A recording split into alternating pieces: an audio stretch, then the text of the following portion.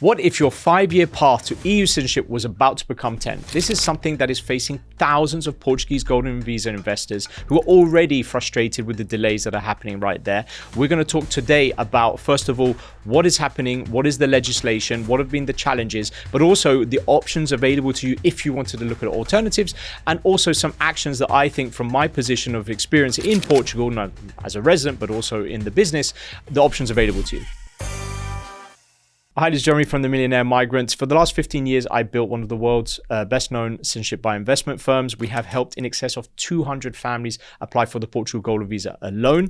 I'm also a Portuguese resident, as am my family, and I've been publicly pro-Portugal for a long time. But I feel that we're in a different situation right now. There's a lot of frustration, and I think it's important we address this, but also explain to you all the options that are available to you. First of all, some facts. It's 2012 was when the program started. We're now in 2025, so 13 years. The government has issued roughly 33,000 residence permits, 12,700 of the main applicant, plus 20,000 independents. So historically, this was driven by Chinese and Brazilian, but it has now become very popular with Brits, Americans, Canadians, Indians, pretty much everyone all around the world. It's an extremely popular program, attracting more business than all other type of Golden Visa programs, such as the ones in Greece, Latvia, Spain, and so on. The challenge we have today is that applicants are facing 24 months of delays, more than that actually, for pre-approval due to the issues with CEF and IMA, the transition, the backlog, and a number of other factors. One of which was the policy change. So in October 2023, the real estate investment was excluded, and this created a huge surge, which again led to the backlog. But now you have only options such as funds, job creation, and also you can have a cultural research route, which is a non-refundable investment. So you've got these options now, but it hasn't really affected a lot of the demand, even if the price went up to 500,000 euros when you could have done real estate for 280,000 euros. You see, there's a common trend I talk about. It's like this stuff is only getting more expensive, more backed up, or closing down, like the Spanish Golden Visa in a few months ago. The large proportion of this investment was actually in real estate, but as the longer that the popularity of this program continues, the fund will continue to attract investment, and it's still attracting investment today. There was actually a little bit of good news. In April 2024, there was a reform that clarified that the 5-year path to citizenship would start from the application submission date. So that was a little bit of silver lining for the cloud. However, we're still facing a lot of challenges. They're restructuring the immigration department. By the way, they're also looking after all other visa categories as well. So people forget this is extremely popular in terms of the D7, the D2, to name other visas options that are in Portugal that are very popular. And don't forget, if people move there for the NHR, they will also need a residency status, and the NHR was extremely popular. Even the second version, the 2.0, is also continuing to be attractive. So again, all of this is just compounding. Then they announced the resubmission of civil documents in January 2025 with automatic scheduling of biometrics. The thing is, we are now 9 months later and nothing has actually materialized. So people resubmitted everything, went through a lot of work to try and, a lot of paperwork to try and get back into apply. A lot of people were very fed up with that. Some people are wondering that actually the Portuguese government did this as a way to go like, look, let's just see who's really serious to do with this. And then if we just make them all reapply again, a few people are like, oh, you know what, I'm done with this. What actually happened is pretty much 99% of people plus all just said, right, I'll do it. Such is the conviction that people have, and really are very big fans of Portugal as a country, but also the program compared to other options.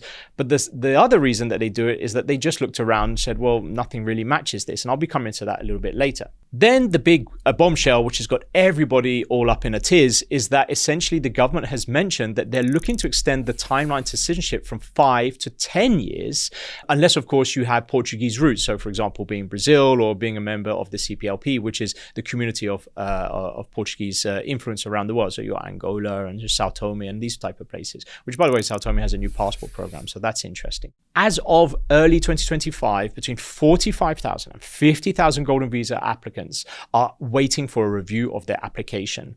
So if you look at the number of people who've already applied, which is the figure I gave you earlier, you then add on the people who have not even reached the stage for submitting their documentation. You just compound it.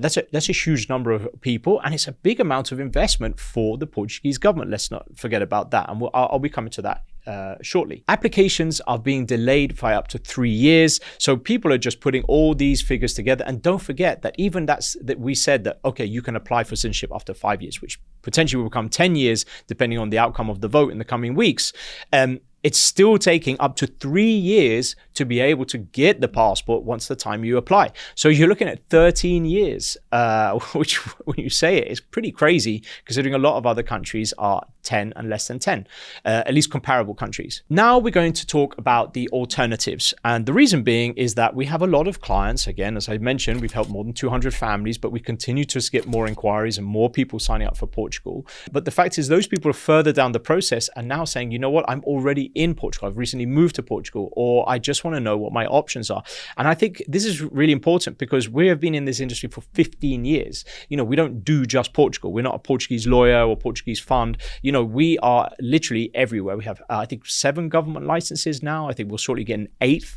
That puts us in the top tier of firms. And one of the things that I think has really helped my firm over the years to be able to maintain standards is to be completely impartial. I'm still a big fan of Portugal, but I think it's time where people start to go, okay, well, what else is out there? And I don't see anyone really talking about that because it's all Portugal, Portugal, Portugal. People have a vertically integrated business model to just talk about Portugal.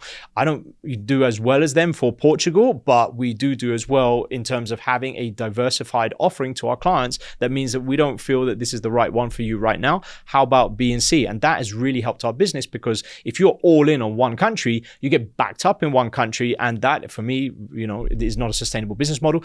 And the reason it is also not good for my clients. I can't be having too many clients all stuck in one situation. So a lot of our clients actually overlap a passport with a residency, or they'll have a second residency. And so the whole idea is to be diversified. And this is something we keep coming back to in this very, very uncertain world. One last thing I want to say about, before I come to alternatives, is just for you to understand that there have actually been some kind of structural changes in terms of the application process. So it's not like they've been sitting around doing nothing. One of which was the fact they went from paper-based applications to a digital system. A second is that they engage with the private sector of lawyers to be able to lighten the load with them. So there's been that really helps a lot. When you get the private sector involved, typically the public sector, well, not always, but usually it lightens the load and you bring in a lot of talent. Going down the list of changes, you've got biometric appointments, which are automatically scheduled, which really help because people are having to refresh the website all the time. You've got an acceptance of documents in more languages, right? So you've got English, Spanish, and French, so that you don't need local translation. And lastly, legal actions have been initiated by investors to try and accelerate the application, which we have also helped our clients for, and it has been successful. However, like all matters, if too many people do it and the government starts to go, okay, hold on a minute, this is getting a bit silly, then you will start to see that will be less successful. However, again, this showed the proactivity of my team in addressing these matters. And again, as I mentioned, it has been successful. Going forward, we don't know. And that's why today there's a lot of uncertainty. Everyone is waiting to see what's going on. And I wanted to say, right, here are your options, but also this is what Portugal could be losing if all these people leave. And lastly, what actions can you take whether you stay or whether you leave? As per our rough calculations, which are not actually that rough, they're fairly accurate because it's, the great thing about Portugal, unlike a lot of other programs, specifically passport programs, is that the information is readily available.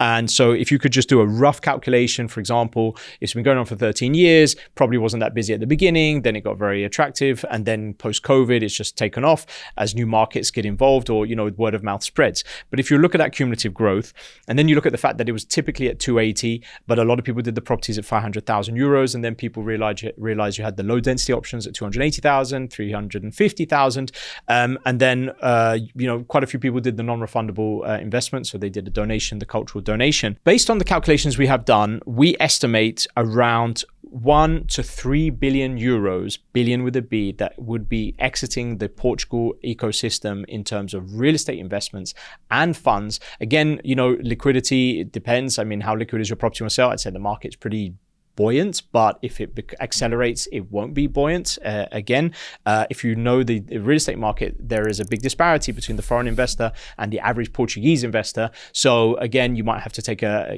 hit on your investment. Definitely, if you exit a fund that had a clause, you could be looking at 5, 10, 15% on that as well. But if you're taking a small clip on your investment, people might hesitate and say, you know what, I don't want to lose that money and I'll stay there. But if you look at the calculation, we look at estimating between 1 and 3 billion. How do we come to that conclusion? Is that if you looked at 2013 up to 2025, almost 2026, program started, not a lot of pickup, then it got more popular, then people hear about it, their friends tell them that they already did it, and so on and so on. And then 2020 is when we had a boom, and it doesn't look like abating anytime soon. So if you just take a rough average, people did 280,000 euros when it was the low density renovation option, 350 if it's high density areas, then you had the 500,000 euro. And sometimes we have got clients who spent 3 million euros, 3.2 euros on properties, which is the 500 was considered for the golden visa, and they just bought more real estate. They wanted a very nice house.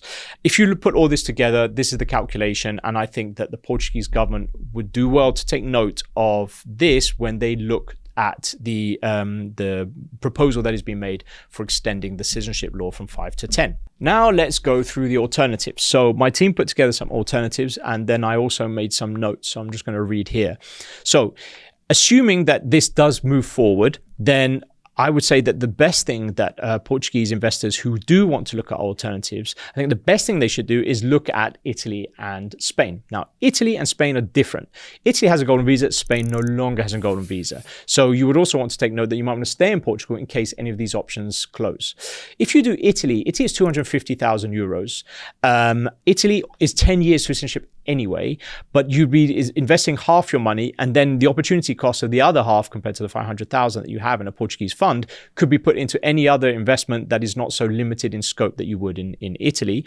So you can put that into, probably more liquid markets. You could put it into other type of vehicles. You could put it into gold, Bitcoin, whatever you want to put it into. So I think that's very interesting to a lot of people. It's not that popular. So you're still kind of like the early days before any pickup starts to increase.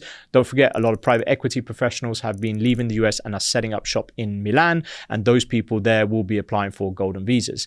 So in the end, this is something that is mindful of. It's still small numbers. There's not that many private equity professionals in the world who are happy to pay 200,000 euros a year to the state, because it makes more sense than actually paying taxes. But that number looks to be increasing. Now that the NHR, the good NHR, the original HR, the one that I did, now that that one is closed in Portugal, you might say, you know what, actually, that makes a lot of sense for me to take that fiscal regime as well in Italy, the lump sum regime. So that's another reason why Italy might be attractive to a lot of people. The other option you have, and this is interesting, is that what if you went to Spain? Now, this wouldn't be a golden visa program per se, but if you actually wanted to actually reside in that country, then this would be very interesting for Spain, because you have the Beckham Law, so the tax program there is very attractive. We do videos where we talk about this. Recently, my colleague Irena did that, and you will probably recognize her from previous videos. But you look at that and you understand that they have a very attractive tax regime that is there, which will probably be better than the NHR one that is available currently. But on top of that, if you have a Portuguese partner or a South American partner, which also includes Brazil, you could just move to Spain, and within 2 years, you or your partner, depending who's the one that fills that category, can apply for the Spanish nationality and get the nationality in just 2 years. The one that is not, but by virtue of marriage, would be able to get the nationality within an extra year. So if we're paying for 3 years at a Beckham Law tax rate based on, it's a territorial tax rate. So any of the funds that any money income that you'd be making outside of Spain would be at a much more attractive tax rate than obviously what you'd be paying in Spain if you're earning in Spain. But if you look at that, within 3 years, you are out. So do the mathematics on this. This could be a very attractive option for you. Let's say you moved to Portugal, you met someone, you're married now, and then that is your path from Portugal across. But even if you're not, a lot of people have, myself included, a Latin partner. So we are eligible for this as well. I'm not sure I'm going to do it anytime soon, as much as my wife would literally have our suitcases packed by the time I get home if I said we were going to do it. But essentially, this is a very good option. You also have Greece. Greece is 250,000 euros. Greece really has itself fixed in terms of managing backlogs. They've been really smart how they played the golden visa game. Spain is just like, too much heat, too much leftist pressure, and they just shut it down. But Greece is like, hey man, we're all about business and we want to get things moving. 250,000 euros. Yes, learning the language, Portuguese versus Greek, I'll let you decide, depends on yourself. But opportunity cost for the extra 250,000 euros is incredibly convincing for a lot of people. What else can you do? You also have Latvia. Latvia is from 50,000 euros, is incredibly attractive for you.